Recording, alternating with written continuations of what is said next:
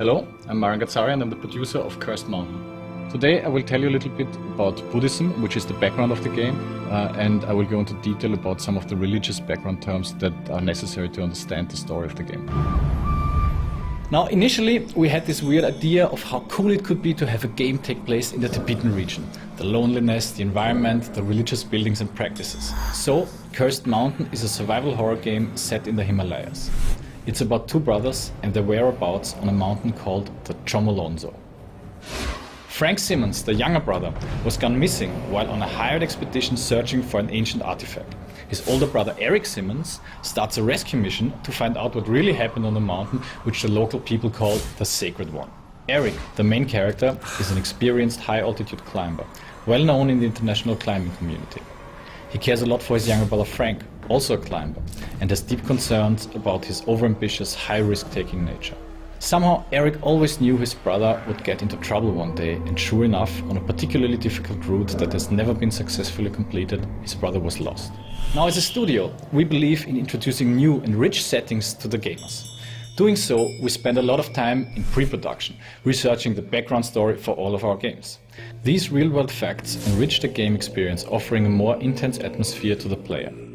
Buddhism was founded about 1500 years ago by Siddhartha Gautama. He left his students information about the religion and daily routines in time capsules, the so-called dharmas. A dharma is a key piece of wisdom that was written down in ancient times and magically hidden until such future time as the wisdom is needed. Only then does the dharma come again into the light. Buddhism believes in life cycles, which means every soul has to do as many life cycles as needed to reach enlightenment in order to be allowed to enter into nirvana.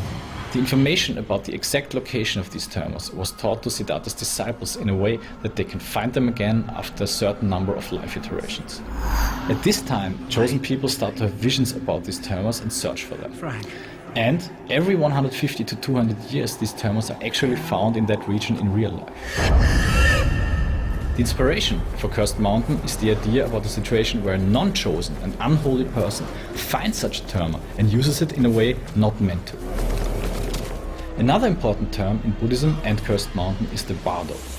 The bardo is the realm of the afterlife. It is the intermediate stage one passes through between death and rebirth. Simply speaking, in the bardo, each soul has to pass certain tests in order to find out whether it already reached enlightenment and is allowed to move on to nirvana, or if the soul has to return to another life cycle on earth. In Buddhism, mountains are personified gods, and in our case it's a goddess. Certain rituals are needed to be performed in order to be allowed to climb up a mountain and return safely from the summit.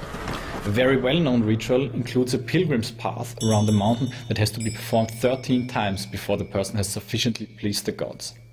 The usage of such rituals is part of Cursed Mountains, but they are not performed in a proper way in our game. That's the reason why our goddess gets very upset and spreads a curse over the region. The curse affects the process of life cycles. The dead souls are stuck in the bardo and they cannot move on to nirvana or back to another life iteration.